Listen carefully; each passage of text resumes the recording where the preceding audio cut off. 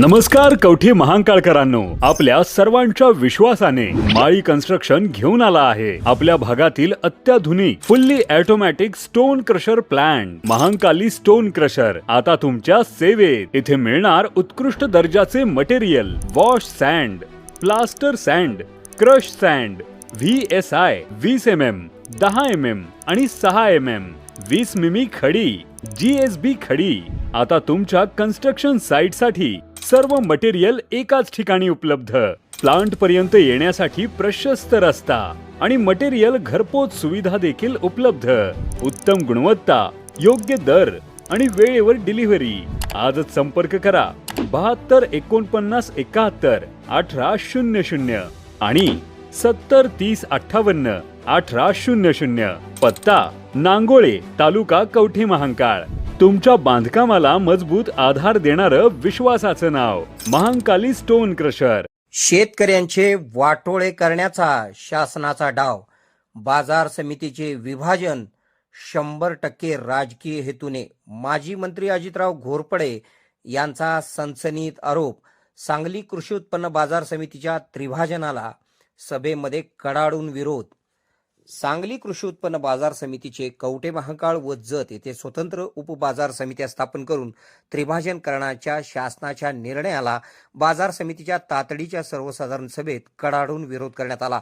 बाजार समितीचे विभाजन आम्हाला मान्य नसून याबाबतचा निर्णय शासनाला कळविण्यात येईल असा ठराव सर्वानुमते घेण्यात आला। कवठे महांकाळ येथे सांगली कृषी उत्पन्न बाजार समितीने आयोजित केलेल्या तातडीच्या सर्वसाधारण सभेत प्रमुख स्तरावरून बोलताना माजी मंत्री अजितराव घोरपडे सरकार यांनी शासनाच्या निर्णयावर सनसनीत टीका केली। शेतकऱ्यांचे वाटोळे करण्याचा शासनाचा उद्देश असल्याचे दिसून येत आहे।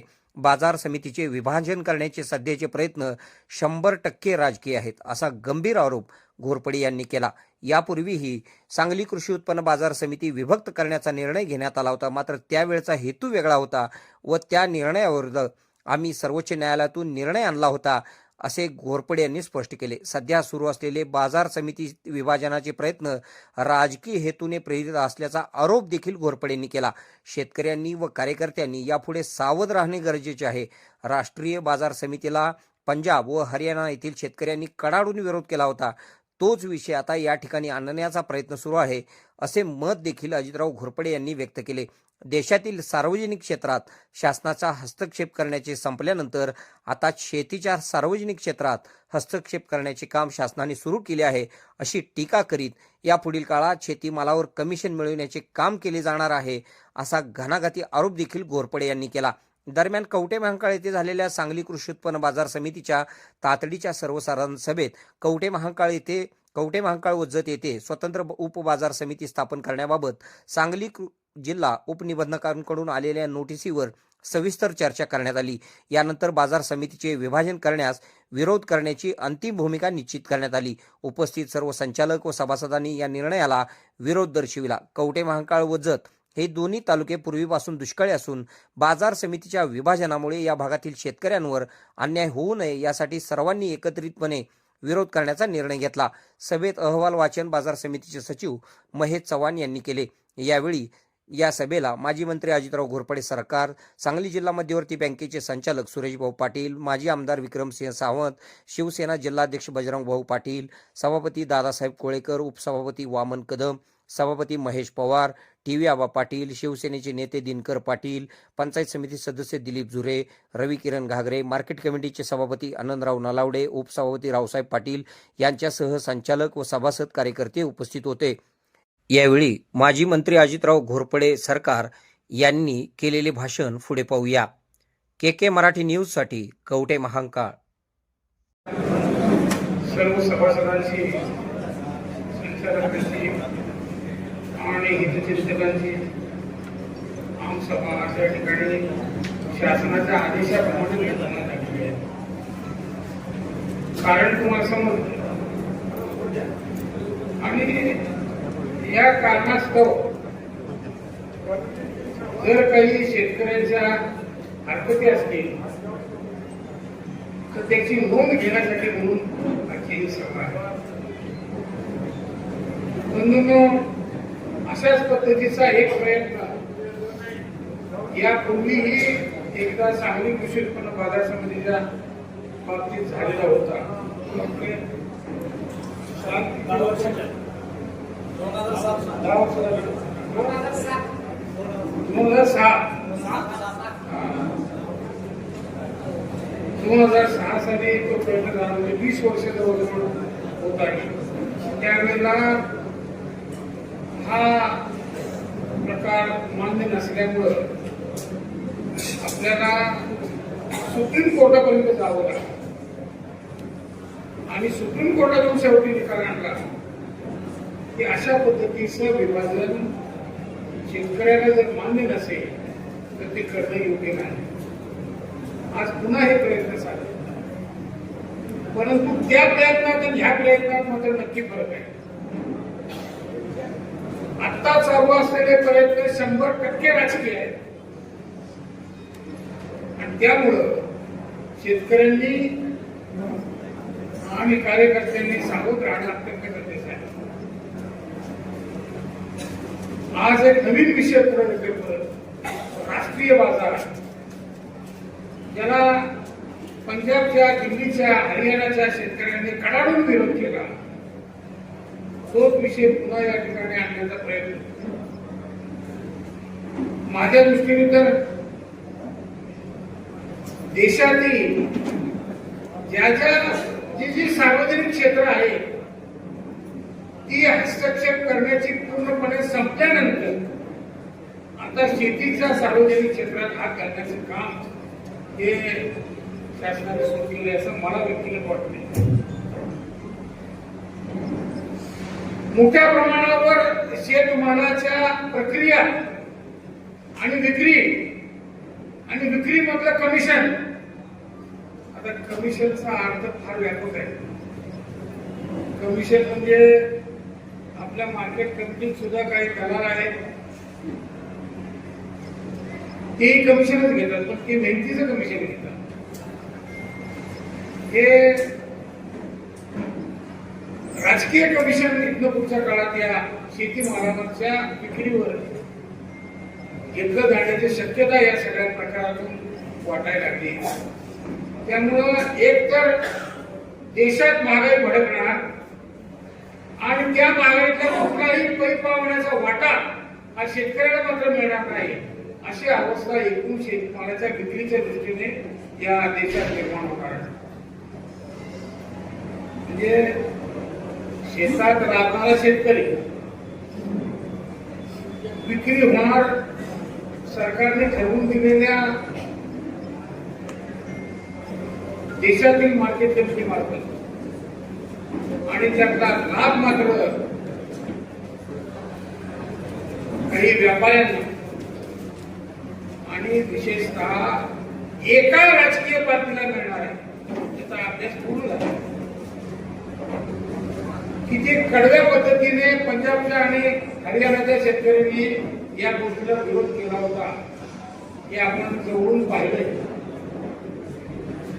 आणि म्हणून अशा पद्धतीने जर शेतकऱ्याच्या भवितव्यातील काही विपर्यस्त गोष्टी, विकृत गोष्टी पुढच्या काळात होणार असतील तर त्या थांबवणं अत्यंत गरजेचं आहे.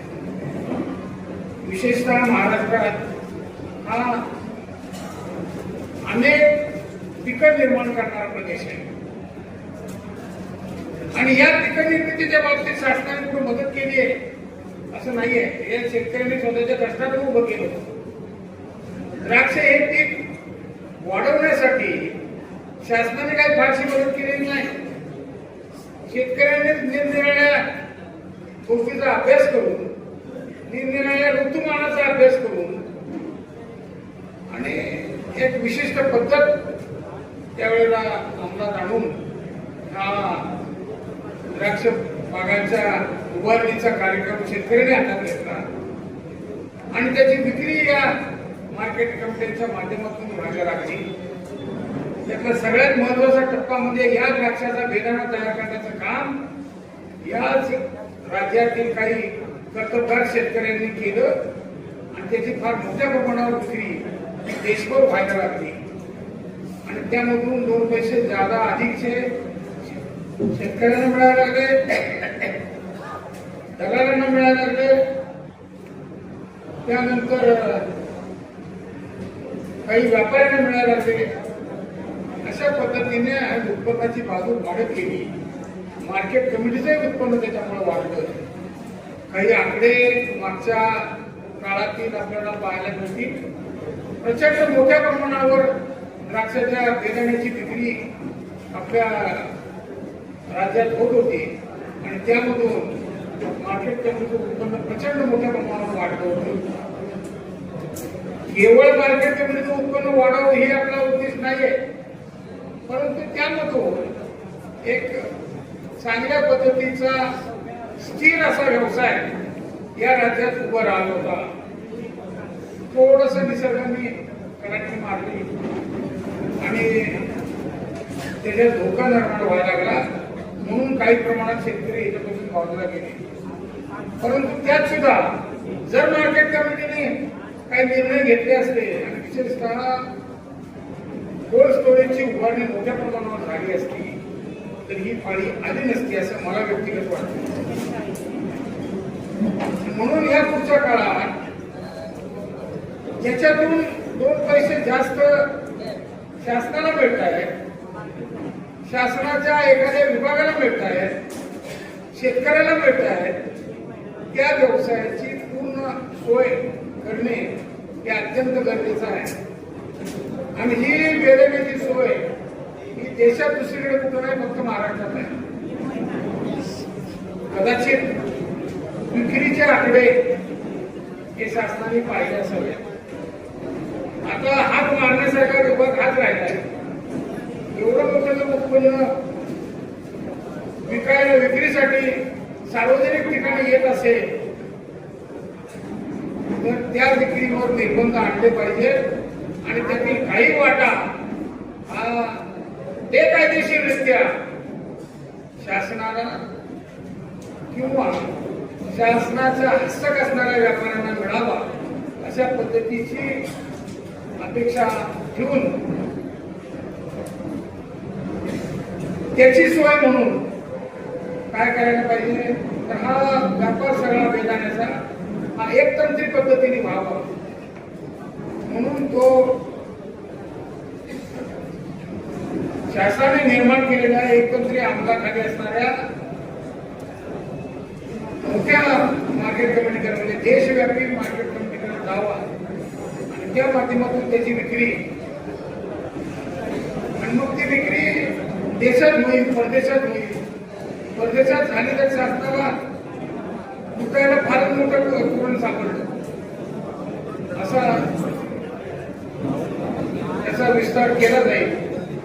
आणि हे सगळं होत असताना शेतकऱ्याच्या उत्पन्नाचा, तोट्याचा किंवा सोयीचा कुठेही विचार केला जाणार नाही हे त्याचा सगळ्यात महत्वाचा भाग आहे. आणि म्हणून या अशा पद्धतीची एकतंत्री पद्धत ही येऊ नये अशा पद्धतीची मागणी तुम्हा आम्हाला सर्वांना करायचं आहे. माझं बोलून झाल्यानंतर जर कुणाला काही वेगळा विषय मांडायचा असला तरी मांडा आणि आपला विचार मांडायला काहीच हरकत नाही. परंतु बेसिक काय तोटे होणार आहेत शेतकऱ्याचे, मार्केट कमिटीचे, शेती व्यवसायाचे आणि पुढच्या तरुण पिढीचे ते या ठिकाणी मांडण्याचा प्रयत्न मी केलाय. जर काही वेगळी भूमिका कोणाला काय मांडायच्या उत्तर वाढायला हे हरकत नाही. म्हणून या गोष्टीला विरोध करून आपली मतं मांडण्याची गरज आहे. म्हणून ही संधी शासनाला द्यावीच लागते. तुमच्या हरकती मांडण्याच्या माध्यमातून या ठिकाणी आपण या सगळ्या गोष्टी मांडाव्यात. या ठरावाबरोबर शासनाला काही वाटलं आणि हा सगळा प्रयत्न या ठिकाणी थांबला तर अतिउत्तम झालं. पंजाब हरियाणासारख्या शेतकऱ्यांचे आंदोलन मोडून काढण्याकडे शासन जसं पाहत होतं त्याच पद्धतीने जर ते प्रयत्न शासनाचे सुरू झाले तर मात्र आपल्याला या यंत्रणेच्या विरोधात फार मोठं पाऊल उचलावं लागेल. त्यामुळे तुमची सगळ्यांच्या मदतीची अपेक्षा आहे. फार मोठ्या तयारीने या सगळ्या प्रसंगाला तोंड द्यावं लागणार आहे. शेतकऱ्याच्या माल विक्रीतील कुठलीही संधी आपल्या हातातून दुसऱ्याच्या हातात जाऊ नये. राष्ट्रीय बाजार समिती अशी वेगळी एक यंत्रणा उभं करण्याचा शासनाचा प्रयत्न आहे. आता सुद्धा काही ठिकाणी एक उदाहरण म्हणून मी सांगू इच्छितो. लहान लहान गुत्तेदार होते, लहान लहान कॉन्ट्रॅक्टर होते. शासकीय जाहिरातीप्रमाणे अर्ज करायचे, काम मिळवायचे.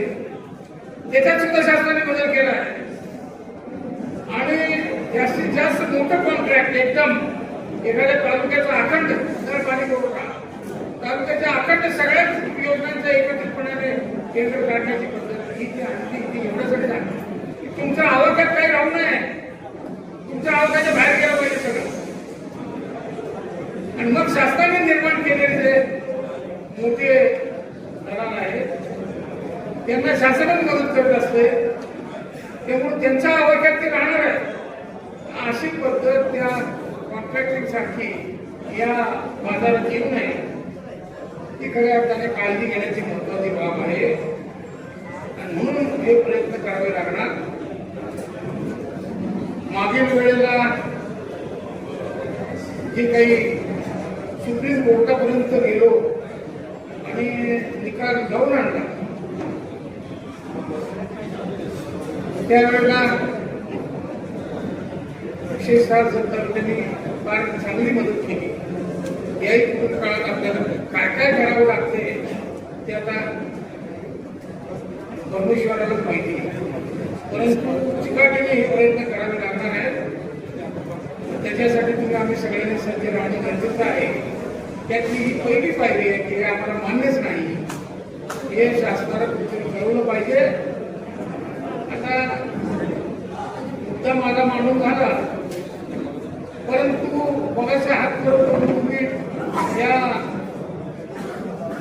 ठरावाला सहमती दर्शवलेली आहे.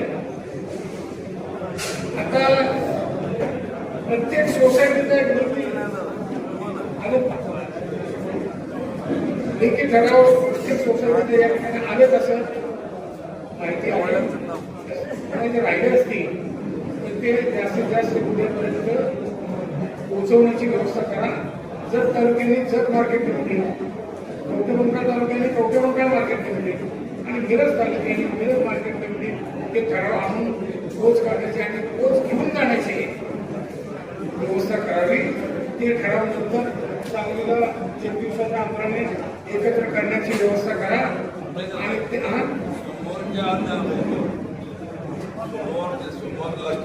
हा सोमवारी शेवटचा दिवस आहे. किती तारीख आहे? सोमवारच्या आत हे ठराव सांगलीपर्यंत पोहोचले पाहिजे. आणि म्हणून उद्या आणि जास्तीत जास्त सर्व जत आणि कवठेमंकाळच्या लोकांनी ते ठराव पोच करा. ते सांगलीला एकत्र करून आपल्या वकिलामार्फत शासनाकडे दाखल करण्याची व्यवस्था करूया. प्रथमदर्शी जरी निदान हे आम्हाला मान्य नाही याची वाच्यता आणि याची मागणी शासनाला करूया. म्हणजे पुढं फार मोठे प्रयत्न थांबतील असं मला वाटते. आज जर पाहिलं तर शासनाचं म्हणणं असं आहे की याच्या माध्यमातून चांगले दर मिळतील. फार मोठं झाल्यावर काय चांगलं झालं हे आजपर्यंत तरी अनुभवाला आलेलं नाही. म्हणून आमचा याच्यावर विश्वास नाही. मुळात शासन हे शेतकऱ्यासाठी काम करेल याच्यावर माझा तर 0.5% विश्वास नाही. फक्त शेतकऱ्याचं वाटोळं हे शासनाचं उद्दिष्ट आहे. कारण त्याच्याशिवाय कमिशनचे पैसे जास्तीत जास्त मिळवण्याचं काम होत नाही. आणि म्हणून अशा पद्धतीने राष्ट्रीय बाजार समिती एका राज्यात 50 पिकं आहेत. आता ह्या राज्याचा विचार केला सगळ्या प्रकारची फळं या राज्यात होत आहेत आणि एक ऊसाचं उत्पन्न म्हणजे ऊसातून साखरेचं उत्पादन हे एक ऍडिशनल ज्यादा मोठा उद्योग हा या महाराष्ट्रात उभा राहिलाय. साखरेवर काही पणनचं कंट्रोल नाही आहे, परंतु उत्पादन तर आहे. त्याच्यावरती आणखी आपल्याला काहीतरी सुधारणा करता येईल अशा बऱ्याच गोष्टी आहेत. आणि आपल्याला केवळ एका दुसऱ्या गोष्टीसाठी थांबून चालणार नाही आहे. इथून पुढच्या काळात आपण निर्माण केलेल्या प्रत्येक गोष्टीची विक्री, याच्यासाठी शासकीय असणारी सोय बदलणे, सुधारणा करणे किंवा नष्ट करणे या सगळ्याच गोष्टीचा विचार करून आपल्याला शेतमाल विक्रीसाठी बाजारात आणावं लागणार आहे. आणि म्हणून आज आपण बऱ्यापैकी संख्येने, काय फार मोठी संख्या असं मी म्हणणार नाही, पण बऱ्यापैकी संख्येने उपस्थित राहिला त्याला थोडंसं समाधानकारक. बाहेर थोडं चर्चा झाली तेव्हा हॉल भरला होता एवढं सांगता येईल. अशा पद्धतीची आपण या ठिकाणी कृती केली त्याबद्दल आपल्याला धन्यवाद. पुढील काळात ज्या ज्या वेळेला आपली मदत लागेल त्या ज्या वेळेला हात दिल्यावर आपण उपस्थित राहण्याची व्यवस्था करावी अशी मी आपल्याला विनंती करतो. आपल्या आजच्या उपस्थितीबद्दल आपल्याला धन्यवाद आणि या ठिकाणी काम करतो.